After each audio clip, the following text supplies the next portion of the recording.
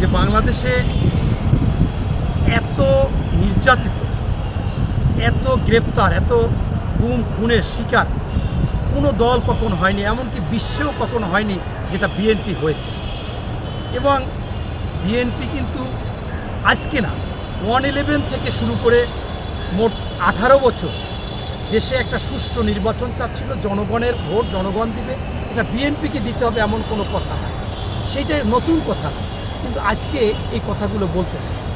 তাই আমি আপনাদেরকে বলতে চাচ্ছি যে জামাত বা এই এনসিপি, কালকে একজনের টকশোতে দেখলাম বলল যে জাতীয় শিশু পার্টি মানে ন্যাশনাল চিলড্রেন পার্টি, আমি সেই কথা বলতে চাই না। আমি মনে করি এরা যথার্থ জৈবনে একটা পার্টি, আমি ওরকম ব্যঙ্গ করে কিছু বলবো না।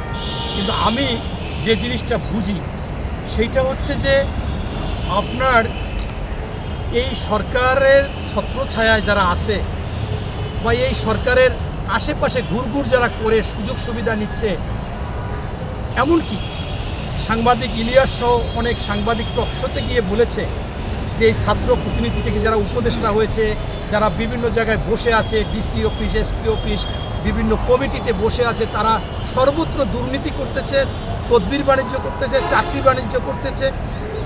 এবং সংস্কার বলতে তাদেরকে যেটা পাচ্ছে সেইটা পাচ্ছে যে যারা ফুটপাথ থেকে জুতা কিনতো তারা 30,000 টাকায় জুতা কেনে বিদেশি, যারা ফুটপাথ থেকে পাঞ্জাবি কিনতো 350 টাকায় তারা 50,000 টাকায় পাঞ্জাবি কিনে। এমনকি তাদের আজকে এই বিডব্লিউএম নাকি বিএমডাব্লিউ, এই বিএমডাব্লিউ তাদের হয়েছে। তারা এখন এক জায়গায় গেলে শত শত গাড়ি তাদের সাথে থাকে, তারা মনে করেন লোকজন তাদের পিছে থাকে, অথচ আমরা তাদেরকে দেখেছি একটা ঘর ড্রাইভার রয়েছে এখনও মাটির সাথে উঠাইতে পারে না, নিজে একেবারে জাতীয় টিভিতে যেয়ে সাক্ষাৎকার দিছে। এমন এমন লোক বলছে যে আমরা ভালো খাওয়া দাওয়া করতে পারি না, 300 টাকা দিয়ে এক সপ্তাহ খাই, এরকমও কিন্তু বলেছে। কিন্তু আজকে তারা কিন্তু সবচেয়ে বিএনপিকে বলেছে যে বিএনপি সরকারকে অসহযোগিতা করে। সেইখানে আজকে যদি আমরা ওই আন্দোলনে যেতাম তাইলে আরও ভালোভাবে প্রচারিত করত যে বিএনপি এই সরকারকে পছন্দ করে না। তার চাইতেও বড় কথা, যেদিন এই আওয়ামী লীগকে তাদের কার্যক্রম, তাদের বিচার না হওয়া পর্যন্ত, তাদের দলের বিচার না হওয়া পর্যন্ত কার্যক্রম স্থগিত রেখেছেন, সেই কার্যক্রম স্থগিত রাখার সাথে সাথে আমরা দেখলাম ভোলাতে আওয়ামী লীগের একটা অফিস দখল করে একেবারে এনসিপির সাইনবোর্ড টানিয়ে দিলেন এবং বলল যে এটা তারা কেন্দ্রীয় থেকে নির্দেশ, মানে গণিমতের মাল আওয়ামী লীগের। তাহলে এই কি বৈষম্য? এরপর মানে বৈষম্যর কি অবস্থা, বৈষম্য বিরোধী আন্দোলন করছে। এরপর আমরা দেখলাম যে ওই দিন যতগুলো টকশো হয়েছে, আমিও একটা টকশোতে গিয়েছিলাম, সেইখানে টকশোতে আপনার ওই জাতীয় টিভির সাংবাদিকরা প্রশ্ন করতেছে কি এটা কি সেই গণজাগরণ মঞ্চের মতো ঘটনা হয়ে গেল না? তা আবার কোনরা বলে যে কেন, যে গণজাগরণ মঞ্চ তো পরবর্তীতে ইতিহাসে লেখা হয়েছে যে সরকারের তত্ত্বাবধানে হয়েছে, এখানে তো এরা তো সরকারেরই লোক। ডক্টর মোহাম্মদ ইউনূস প্রধান উপদেষ্টা, তিনি বলেছেন ছাত্রদের দল করতে বলেছে, ওরা একটু করতে চায় না, আমি বলছি তোমরা করলে ভালো করবা, তারা বলছে একটা সিটও পাবো না, আমি বলছি না তোমরা সরকার গঠন করবা, তাহলে তাদেরই তো লোক, তাহলে তারা কেন ওখানে যে আন্দোলন করতে হবে?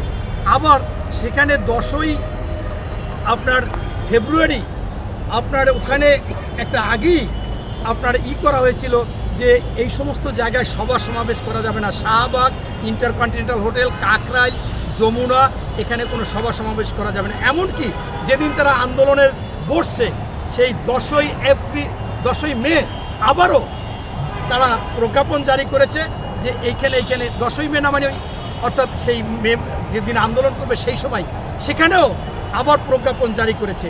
অর্থাৎ এখানে 3বার নাকি প্রজ্ঞাপন জারি করেছে, 10ই এপ্রিল করেছে একটা, ফেব্রুয়ারিতে করেছে একটা এবং এই আন্দোলন শুরুর পর করেছে একটা।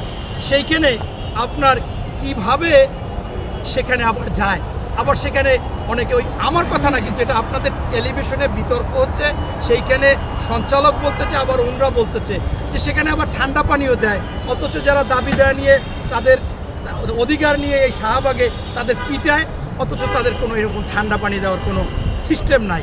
তাই এই কথা বিএনপি আসলে শুনতে চায় না। বিএনপি আপনার জানেন যে 10ই ফেব্রুয়ারি বিএনপি একেবারে প্রতিনিধি দল এই আওয়ামী লীগের বিচারের জন্য তারা স্পষ্ট বলেছে যে তারা গণহত্যাকারী, মানবাধিকার লঙ্ঘন করেছে, এই জন্য তাদের বিচার হতে হবে। আর এই মানবাধিকার এবং গণহত্যাকারীদের বিচারই যদি কোনো দলের হয়, সারা বিশ্বে দল নিষিদ্ধ হয়। তাহলে আমরা তো সেই গণতান্ত্রিকভাবে আইন অনুগভাবে আমরা চেয়েছি।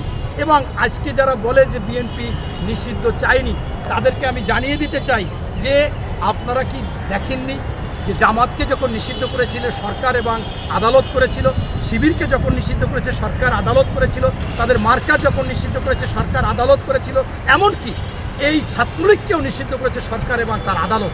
তাই আমাদের বিএনপির মহাসচিব শুরু থেকে একটা কথাই বলতেছে যে আওয়ামী লীগের বিচার হতে হবে, গণহত্যাকারী হিসেবে বিচার হতে হবে, তার কর্মীদের বিচার হতে হবে।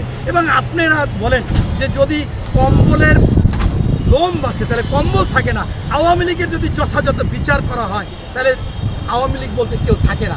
কিন্তু সেখানেও আমরা দেখেছি যে এই আওয়ামী লীগকে প্রতিষ্ঠা করতে চায় যারাই আওয়ামী লীগকে নিষিদ্ধ নাটক করে বা নিষিদ্ধ করতে চায়, তারা দেখেছি যে সকল কাউন্সিলরদেরকে এই প্রেস ক্লাবে বসে বলছিল তাদের স্ব পদে দাঁড় করাতে হবে। কেন? তাদের কাছে অগাধ টাকা ছিল, তাদের মাসেলম্যান ছিল, তাদের ম্যান পাওয়ার ছিল, তাদের অবৈধ শক্তি ছিল। কারণ নতুবা কেন চাবে? একটা কাউন্সিলর তো নাম শুনলে মানুষ আতঙ্কিত হয়, তারা তো দুর্নীতিবাজ, তারা তো দখলবাজ, তারা চাঁদাবাজ। অথচ তাদের প্রতিষ্ঠা করতে ছিল হচ্ছে এই এনসিসিপি, প্রথম যখন ছাত্র বৈষম্য বিরোধী আন্দোলন ছিল, পরে আবার স্থানীয় সরকার নির্বাচনে দিতে চেয়েছিল, সেখানেও তারা। এবং সবচেয়ে বড় কথা, এই সরকার এবং তাদের পৃষ্ঠপোষকতা যে দলটা বড় বড় কথা বলে, তারা কেন এই প্রথম যে শুনেছিলাম 626 জন লোক আর্মিদের হেফাজতে আছে, মাত্র 20 জন কেন গ্রেপ্তার হবে? আর সবাই গ্রেপ্তার হলো না কেন? কেন আওয়ামী লীগের মিছিল নামলে সেখানে ছাত্রদল যুবদল দিয়ে প্রতিহত করে তাদেরকে ধরে পুলিশকে দেয়, তারা দেয় না কেন? এটা হচ্ছে যে মুখে বলে এক কথা, অন্তরে আসলে সঠিক কথা না। এবং এটাই হচ্ছে আমাদের কাছে গ্রহণযোগ্য কথা। এবং আপনারা জানেন যে এই আমরা গণতান্ত্রিক দল, বাংলাদেশে সবচেয়ে গণতান্ত্রিক ব্যক্তি ছিলেন শহীদ প্রেসিডেন্ট জিয়াউর রহমান। তিনি বাকশালকে লাথি মেরে বহুদলীয় গণতন্ত্র এনেছিলেন।